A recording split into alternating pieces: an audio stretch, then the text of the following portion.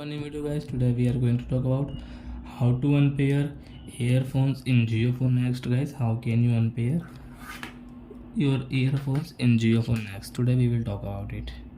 So before starting video guys, I want to tell you, if you're new in my channel, so please go and subscribe my channel guys, click the bell icon and like my videos. So now friend, let's start video. First of all guys, what will you have to do? Open your setting app, and guys after that click on connected device.